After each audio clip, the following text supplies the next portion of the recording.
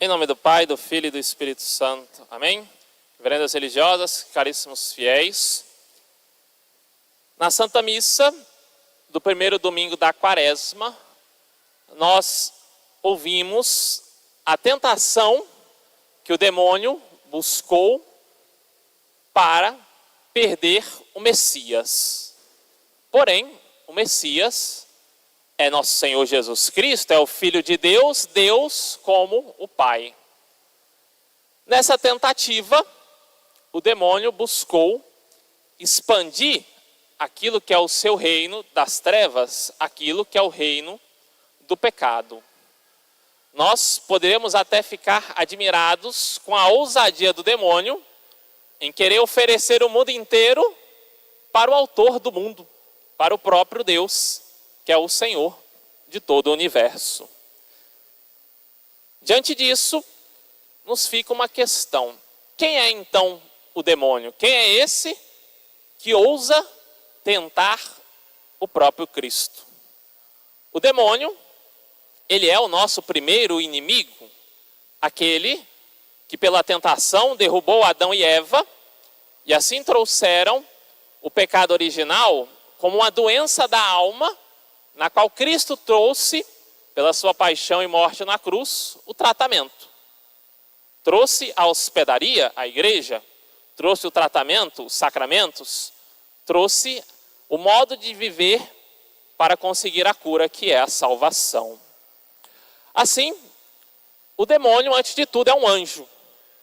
Existem incontáveis anjos por todo o universo, tanto no céu, quanto na terra, quanto no inferno.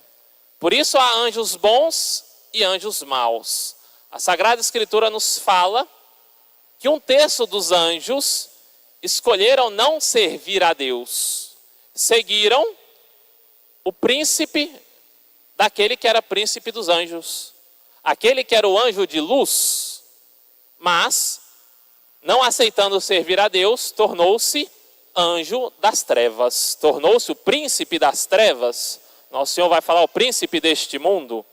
Então Satanás, ele era anjo de luz, ele tinha a sua iluminação baseada em Deus. Então toda a sua luz era reflexo da luz divina. A luz dos santos e dos anjos que estão no céu e já possuem, uma luminosidade como pureza, como santidade. Essa luminosidade que provém de Deus. Na ressurreição, nossos corpos também, uma das características do corpo ressuscitado, será que nossos corpos serão iluminados, semelhantes à transfiguração aos corpos de nosso Senhor, de Elias e Moisés. Nós tínhamos ali naquela aparição uma grande luminosidade, de tal modo que São Pedro ficou encantado e queria ali acampar com Jesus, com Elias e com Moisés. Diante disso, o demônio, então, é aquele que negou a Deus. Negando a Deus, perdeu a sua luz. Devemos, então, nos questionar. Por que o demônio não quis servir a Deus? Quando Deus criou todos os anjos, os anjos foram criados antes dos homens e antes de todo o universo, antes de tudo que é material. Por isso são seres espirituais. No entanto, são dotados de inteligência e de vontade. Nós também. Nós somos seres materiais. O homem é um ser corporal. Temos a nossa carne, mas também temos a nossa alma que possui inteligência e vontade. O demônio, pela sua vontade, não quis servir a Deus, porque no ato de soberba, de orgulho, não suportou não ser Deus. Se nós nos questionarmos qual foi o pecado do demônio, não foi apenas uma desobediência, porque Adão também foi desobediente e não serviu, não obedeceu a Deus. O pecado do demônio é ainda um pecado maior.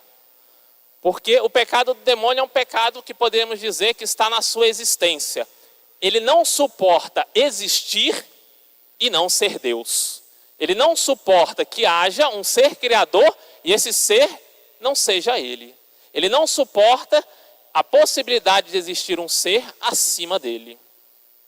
Logo, ele odeia. O demônio, ele tem essa atividade, o ódio, a malícia. E ele odeia o quê? Existir. Sendo que ele não é Deus. Se ele fosse Deus, ele adoraria existir. No entanto, não é. Ele não é Deus. Por isso ele odeia a sua existência. E um anjo, ele não pode se matar. Ele não pode, digamos, tirar a sua vida. É claro que a gente fala da vida aos seres corpóreos, mas ele possui uma existência e ele não pode simplesmente desaparecer. Então seu ódio só aumenta. Porque ele não é Deus, ele não suporta isso e ele não deixa de existir. Então cada vez mais ele busca odiar a si próprio, odiar a Deus e odiar suas criaturas.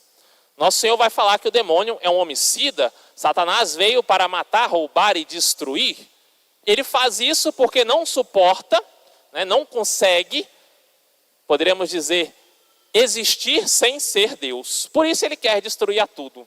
Por isso, nós podemos entender por que ele não se arrepende. Muitos poderiam questionar, e muitos questionam, Padre, por que o demônio não vai pedir perdão a Deus? Estaria tudo resolvido, Seria algo tão belo, tão simples. Mas Deus, como que tudo revelou aos anjos, todo o seu projeto.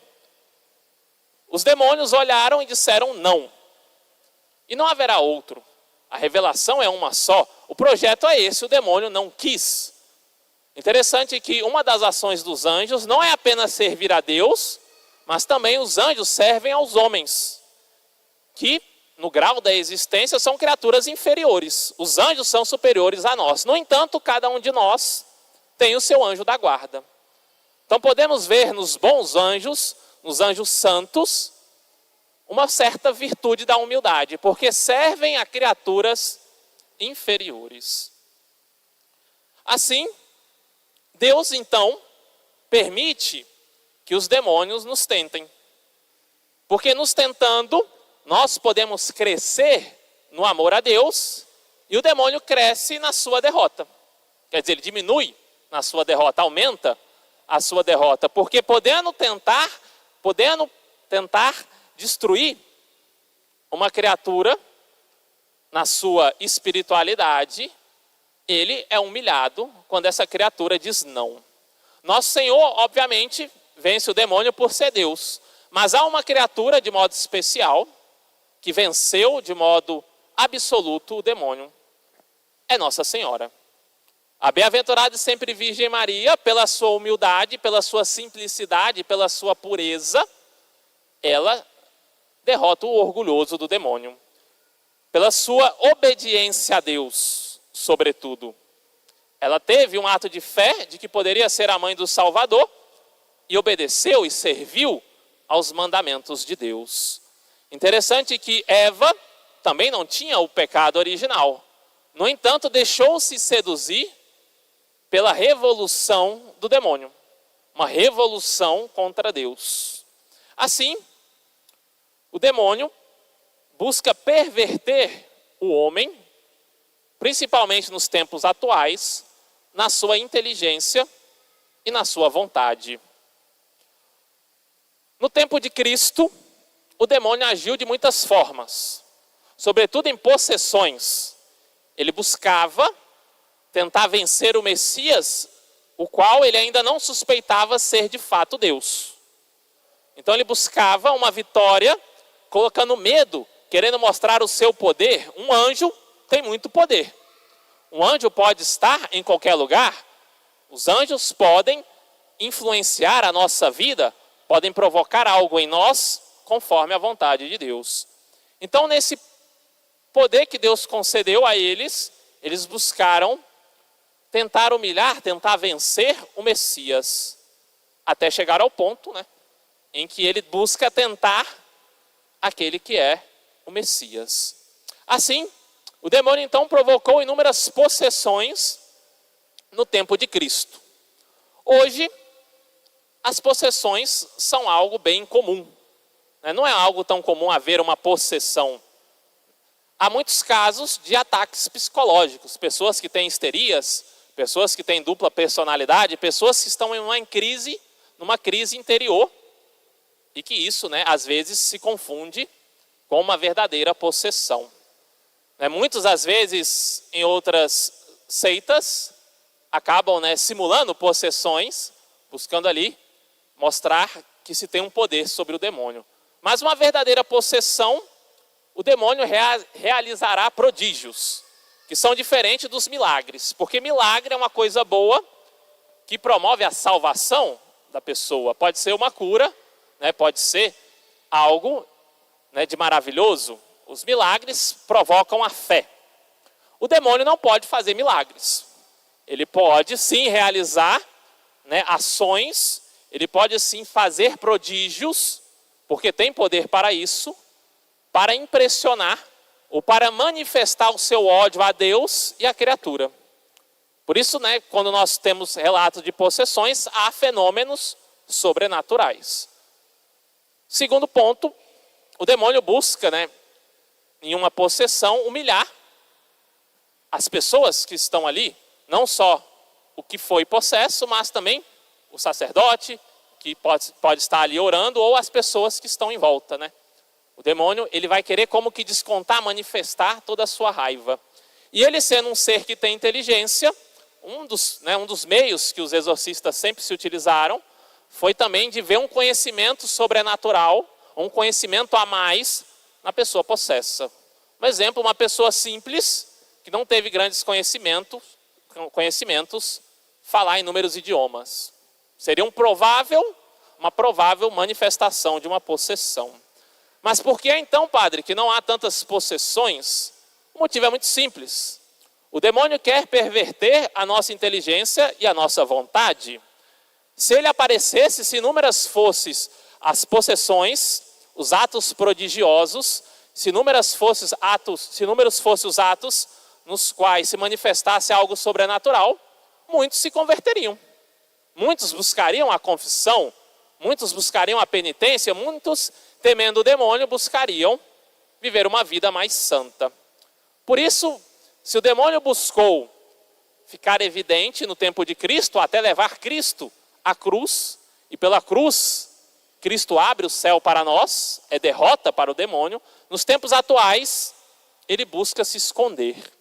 Ele quer um ato no qual o homem possa não apenas pecar, mas viver no pecado.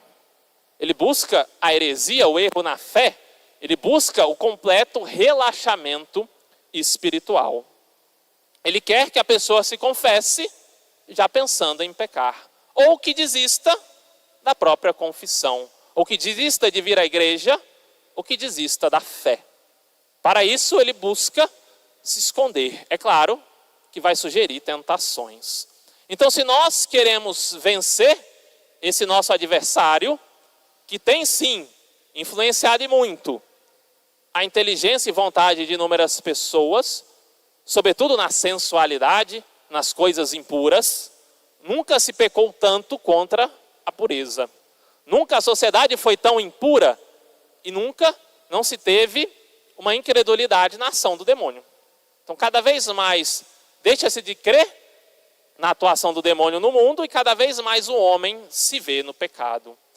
Então, para derrotarmos o demônio em nossas vidas, só há um meio: seguir os passos de Cristo.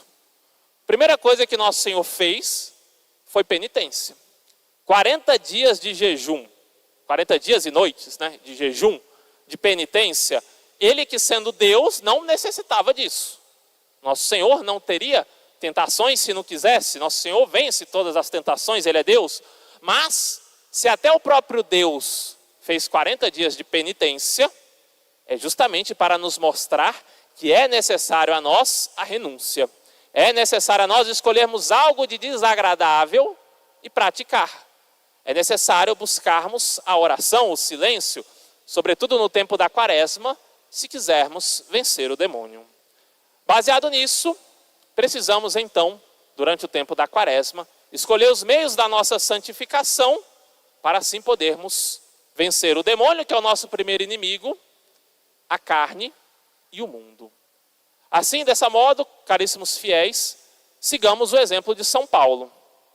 São Paulo, na segunda carta aos Coríntios, ele fala que nós devemos sim buscar as obras de santificação, mas sem se envaidecer delas. Uma das grandes dificuldades de quem pratica uma penitência, e às vezes uma penitência séria e um tanto quanto às vezes severa, é permanecer humilde. Porque é muito fácil a pessoa querer divulgar a penitência que está conseguindo fazer, e ainda fala, né, como se fosse um grande mérito seu, e não apenas uma colaboração na ação de Cristo. Um outro meio que nós temos que nos santificar são as nossas palavras. Interessante que o demônio conhece a Sagrada Escritura. Ele citou a Sagrada Escritura contra o próprio Jesus. Ele citou o Salmo 90, que o padre rezou ali no gradual. Ele buscou provar para o Messias de que ele deveria se envaidecer, de que o Messias deveria, né, pular do templo e caindo os anjos o protegeriam, conforme estava na promessa. Porque fazendo isso, todos aplaudiriam o Messias. Ele seria, né, então louvado e todos creriam no Evangelho. É uma falsidade do demônio. Ou seja, buscou tentar Nosso Senhor com a própria Sagrada Escritura para que Nosso Senhor caísse, né, no envaidecimento, no orgulho. Por fim, o terceiro meio que o demônio tenta Nosso Senhor foi o de oferecer a idolatria. Muitas vezes o ser humano cai numa idolatria. Não que ele venha adorar outros deuses, mas ele constitui um Deus falso na sua vida. Então, quantos não têm perdido a graça de Deus por amor a um artista, por amor a um filme, a um seriado, por amor a uma revista, por amor a certos lugares que levam ao pecado, por amor a certas pessoas. Por isso, diante da tentação, digamos as palavras de Nosso Senhor. Serviremos só a Deus e só a Deus amaremos. Diremos não a Satanás e adoraremos somente o Senhor nosso Deus. Louvado seja nosso Senhor Jesus Cristo. Para sempre seja louvado. Em nome do Pai, do Filho e do Espírito Santo. Amém.